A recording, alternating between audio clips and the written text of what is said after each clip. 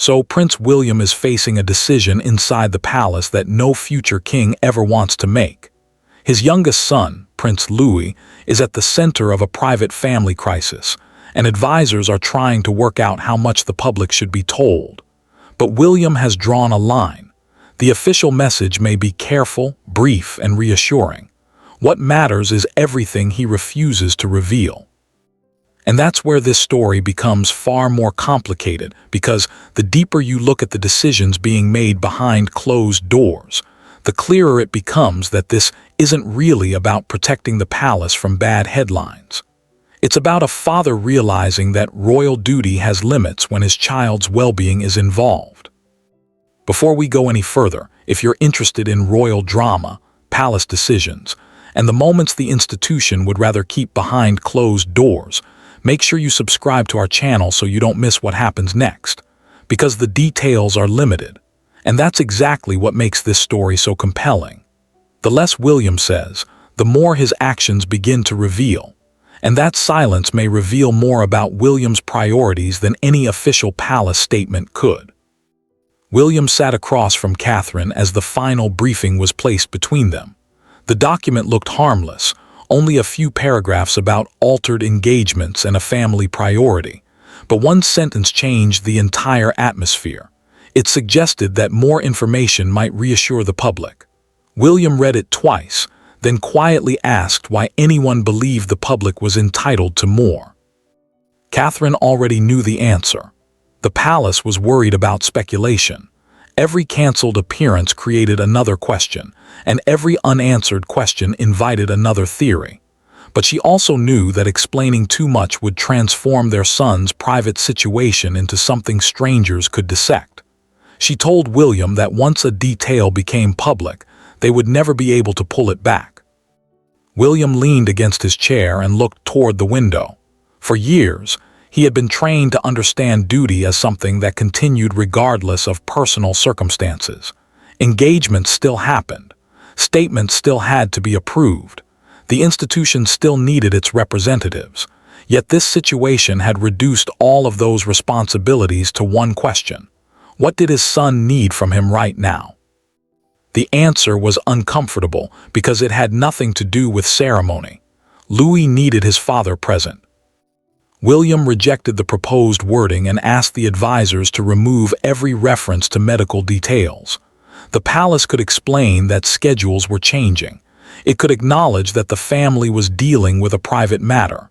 It could thank the public for understanding. But it would not discuss tests, treatment, symptoms, or predictions. Catherine supported him immediately. She understood that silence could create rumors, but she believed controlled silence was safer than turning an 11-year-old into a public case study. They agreed that every statement involving Louis would be reviewed carefully before release. Then the conversation moved to the practical problem. If William disappeared from the schedule, people would notice. If he continued appearing everywhere, people would notice that too. There was no perfect solution. The family could only decide which consequence they were willing to accept. William finally said that he would cancel what needed to be canceled. That decision sounded simple, but inside the palace it carried consequences.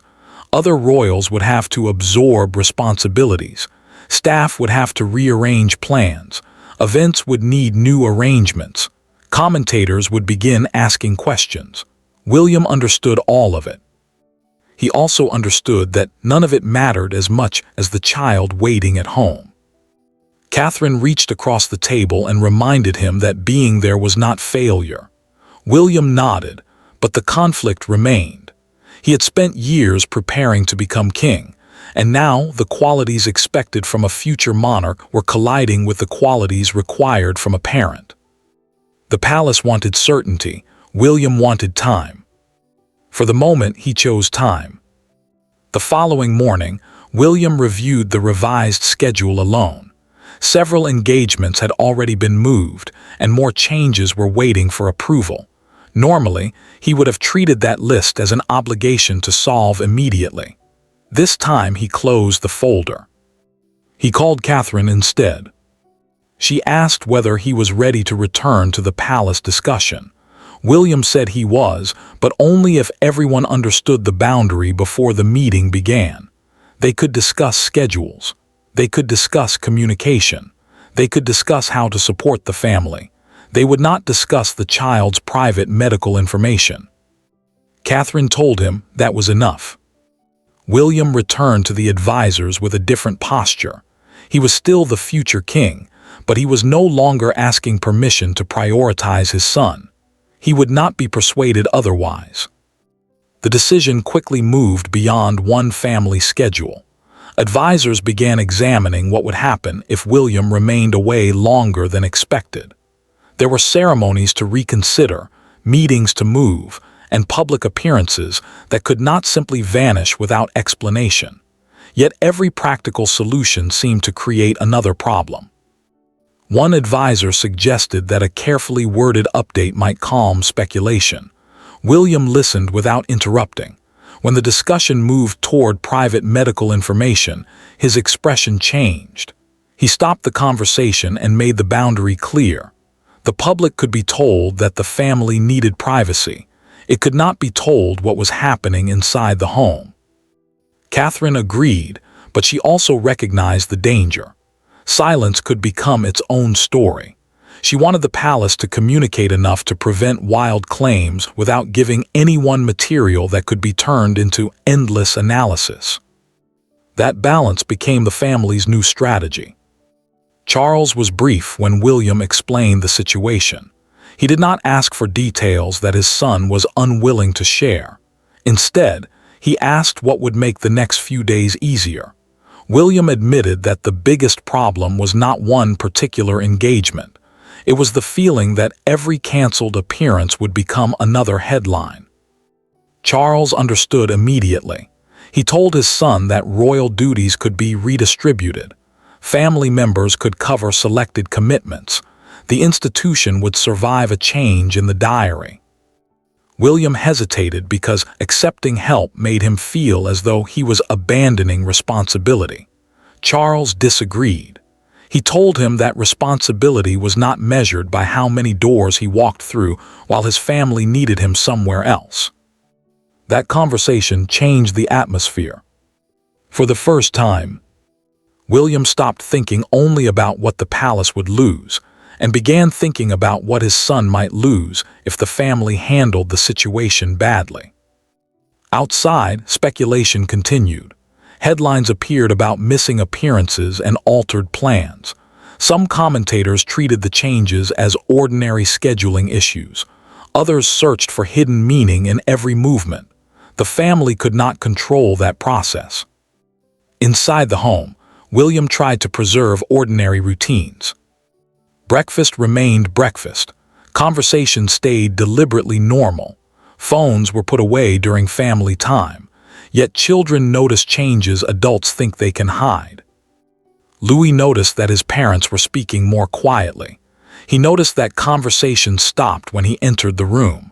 He noticed that William looked at his phone and then immediately put it away. Eventually, he asked why everyone seemed worried. William did not answer immediately.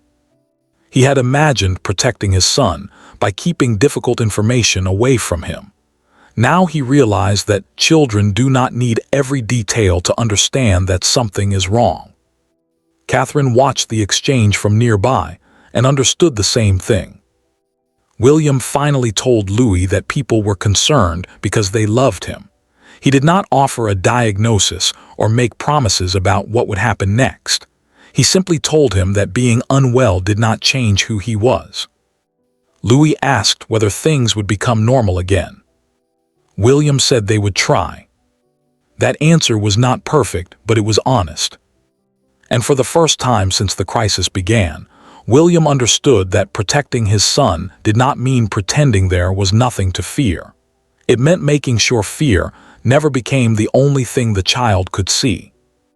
The next day, another briefing arrived, but this time William barely looked at the first page. He asked whether the language protected Louie or simply protected the palace from criticism. The question changed the conversation immediately. Catherine later told him that the distinction mattered. That changed everything. The family's approach gradually changed after that conversation. William stopped treating every difficult moment as something that had to be hidden. Catherine remained careful about privacy, but she also encouraged small pieces of normal life whenever possible. A meal together, a quiet afternoon, a conversation that had nothing to do with the palace. Charles visited privately, without cameras or ceremony. He did not arrive as the monarch. He arrived as a grandfather. His presence gave the family a brief escape from the machinery surrounding the crisis. The visit was simple. He talked to Louie, joked with him, and avoided questions that would have made the child feel watched. William stood nearby and noticed something important. Louie did not need a royal solution.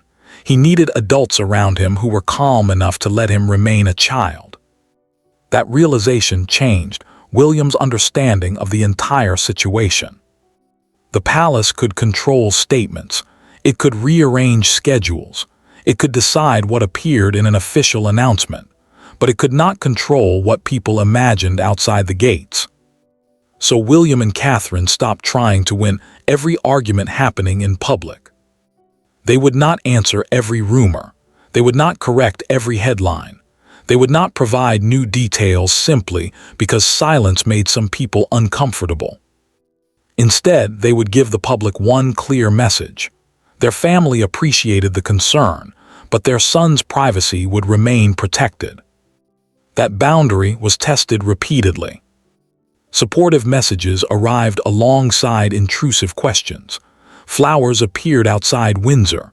Families sent cards. Some people offered kindness without asking for anything in return. Others demanded explanations as though public interest automatically created a right to private information. Catherine understood the difference immediately. She told William that gratitude did not require disclosure. People could care about Louis without being invited into his medical life. William agreed. The public response eventually became more complicated. Sympathy grew, but so did arguments about royal duty. Some believed William should continue appearing regardless of what was happening at home. Others believed stepping back showed a more realistic understanding of family responsibility. William stopped trying to satisfy either side. His priority had become clearer. Meanwhile, Charles quietly adjusted responsibilities within the wider family. Selected engagements were reassigned. The schedule remained active, but nobody forced William to return before he was ready. That decision mattered because it changed the meaning of royal duty inside the family. Duty was no longer simply about appearing wherever the institution expected you to. It could also mean recognizing when your presence was needed somewhere else. William began to see that his father's decision was not weakness. It was permission to become a different kind of future king. A king who understood that institutions exist to serve people, not the other way around. The crisis did not disappear overnight. Questions remained. Uncertainty remained. The palace still had to manage public expectations. But inside the family, the most important decision had already been made. Louis would not be asked to carry the burden of public curiosity simply because he was born into a famous family. William would accept the criticism. Catherine would defend the boundary. Charles would support them. And together, they would allow the family to move forward without turning a child's private struggle into public property. That became the real turning point. Not a dramatic announcement, not a revelation, and not a palace confrontation.